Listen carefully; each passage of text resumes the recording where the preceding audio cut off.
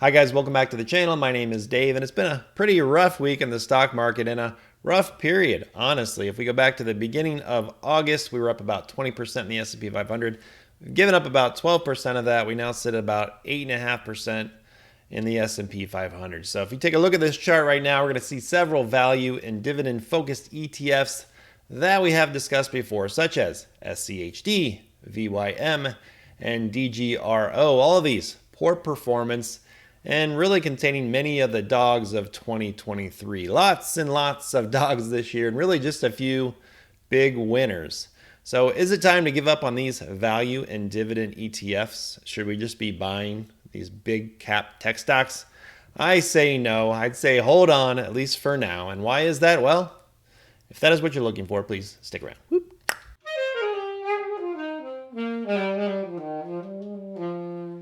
For those wondering, I'm still holding a large cash position, and I do this and I sell conservative options against this, and some of those with this recent decline are starting to get gobbled up like little Pac-Man pills, so we'll see how that plays out. But overall, I still have a large cash balance. Now, that does not mean I don't routinely invest. I still invest every single week through M1, some other auto investing, and through my 401k. I'm a good long-term investor. Keep doing that. I will. Dollar cost average, it works. So with my large cash balance, though, I sit in a money market, I purchase short duration T-bills, and I sell conservative options and try to add some additional income. And at this point, I'm keeping up with the S&P, especially with the recent give back. So with this strategy, which is now up around 8.5% in the S&P, I'm right about there with my strategy, sitting on the sidelines in cash. So I don't feel like I've missed anything. However, several of my value ETFs, such as SCHD, which I'm a big believer in, and VYM, are simply not keeping up. So without that component in these funds of outperformers that has largely been big tech, the rest of the market looks pretty unattractive, honestly. Looking at some of these value ETFs versus Alphabet, for example, despite Alphabet giving back over 10% this week following a decent earnings report. And by the way, I'm a large shareholder of Alphabet. It's one of my larger holdings. We can see that value has just not been the place to be this year. So with that said, should I bail on these positions? Should I dump these funds? Well, I say no, certainly not at the moment, and for a couple of different reasons. First of all, I am a long-term buy and hold investor that stays relatively disciplined most of the time. So I'm going to continue to hold. However, each year I do like to sell off some of my big losers to take advantage of tax loss harvesting. I move out of one stock or ETF and then into another. For example, I could move out of SCHD and into DGRO. And this allows me to offset some gains from other investments. But I don't do this now. Why? Well, because I still like those funds. I still am a big believer in SCHD, and because I want to let my friends that run mutual funds do it first. It's a bit of a seasonal trade decision. So let me explain. According to Statista, I have to say it fast, Statista, the total global net assets of mutual funds in the U.S. is about $22 trillion. Can that be right? My goodness. So the fiscal year for mutual funds ends October 31st. That's just a couple days away. So rush out and spend all your money. No, that's a joke.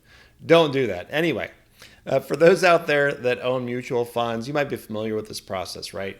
Large distributions are passed through to investors typically towards the end of the year in December.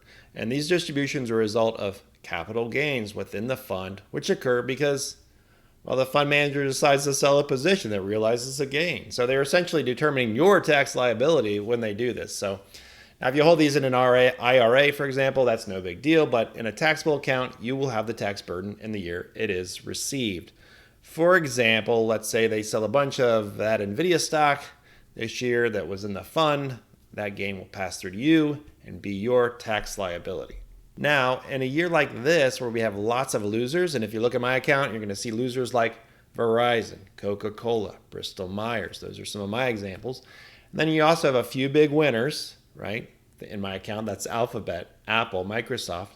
There are certainly a lot of options for tax loss harvesting. So that's not just for you and me, but it's also for these mutual fund managers. So according to research by Bank of America, tax loss harvesting candidates, or stocks that are down more than 10% in the first 10 months of the year, right about now, that is January till the end of October, are good options for outsized rewards in the coming months. So in their study, they found that going all the way back to 1986, S&P 500 stocks that met this criteria and were down heavily went on to rise by an average of about 5.6% from November 1st through January 31st and outperformed the S&P 500. So in other words, while the $22 trillion mutual fund industry is repositioning prior to the close of their year end on October 31st, I'm going to sit back and watch. It's a good time to chill. This is certainly no guaranteed return, but it's also not a time for me to worry about selling anything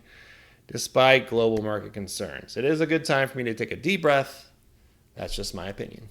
So we are in a tough market for sure. And if you go back to the beginning of the year, there were people predicting recession late in the year, early in the year. Now it's all 2024. Lots of uncertainty and a lot of things going on around the globe that make everybody a little bit nervous. So it's a good time to sit back and relax. Now, I have no shame in my game of sitting in cash with a large portion of my money and making 5% while I invest slowly into the equity markets, adding small amounts weekly. I will continue to do that. That's my path going forward for this year and into 2024. So if you have any questions on any of this, please ask down below. If you like this type of content, like and subscribe. And I appreciate you watching and hang in there. I know it's going to be rough at times, but that's part of investing. So we'll see you next time. Take care. Whoop.